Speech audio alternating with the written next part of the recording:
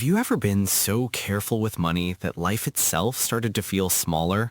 So careful that every coin felt sacred, every expense felt dangerous, and every day felt like something waiting to go wrong.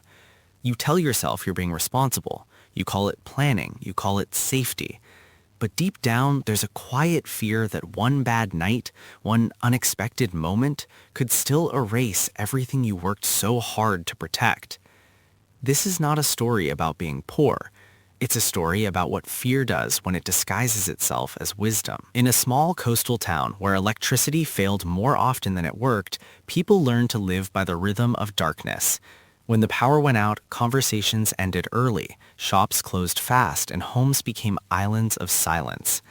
In this town lived a man named Daniel. He worked at the ferry docks, loading cargo at unpredictable hours, sometimes before sunrise and sometimes long after midnight. His hands were rough, his body always tired, but his mind was never quiet.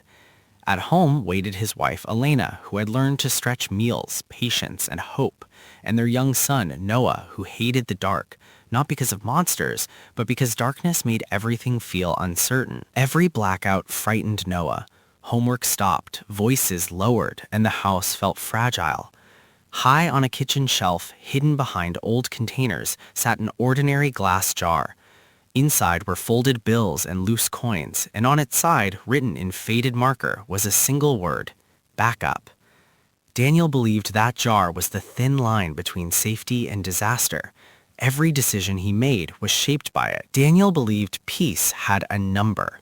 Not a feeling or a moment, but a number. If the jar reached that number, everything would finally be okay. Each week, he twisted the lid open and added a little more. At first, it felt good, responsible, like progress. But saving meant removing. The morning coffee disappeared. Warm lunches stopped. When Noah asked for fruit after school, Daniel smiled and said, "Next time." There was always a next time. Shoes wore thin, jackets stayed torn, and small comforts quietly vanished. Each sacrifice came with a promise that it was temporary, that it was love, that it was protection. At night, during blackouts, Daniel listened to the soft clink of glass as he returned the jar to its place. The sound calmed him because it meant control. But while the jar grew heavier, the house grew quieter. Meals passed without conversation, laughter faded, and Daniel became distant. He wasn't angry, just absent. The closer the jar came to its goal, the more afraid he became of touching it. Without realizing it, he was no longer saving to live better. He was saving to avoid living at all. The night everything changed arrived without warning. A storm rolled in from the sea. Rain slammed the streets and the power died before dinner. Noah burned with fever, his breathing shallow and uneven. At the clinic, the lights flickered weakly, and the nurse spoke softly but firmly. Payment first. Daniel froze, then slowly reached for the jar. The lid came off too easily. The money helped, and Noah recovered, but Daniel didn't feel relief. He felt exposed, as if the jar had failed him. Life didn't pause after that. Rent increased just enough to hurt. At work, Daniel was told his boots were unsafe and had to be replaced. The jar emptied faster than it ever filled. Daniel worked longer shifts, slept less, and spoke even less. The fear didn't leave, it grew louder, because now Daniel knew the truth. Saving didn't prevent emergencies, it only delayed them. One night, a blackout swallowed the entire town. No streetlights, no windows glowing, except one. Across the road, a soft, steady light shone from a small home.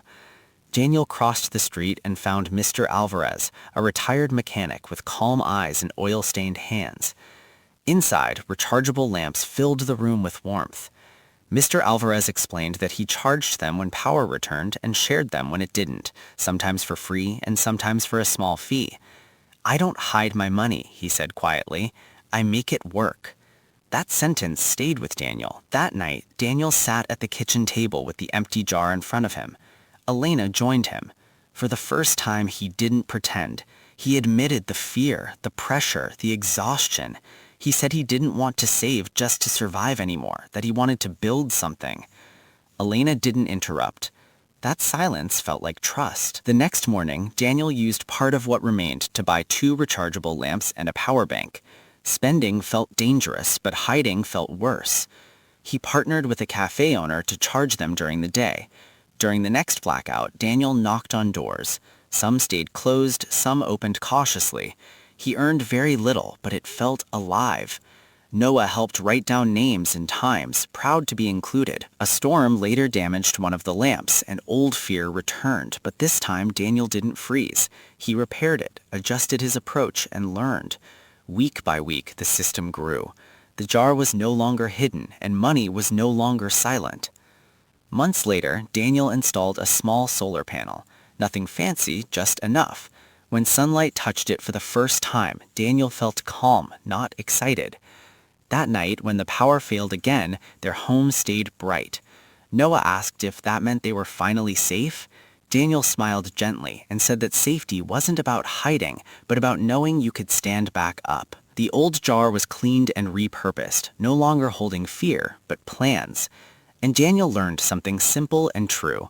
Saving alone cannot protect a life, but using what you have with courage and purpose can slowly turn fear into light. Because money isn't meant to be hidden from life. It's meant to move through it, one small brave step at a time.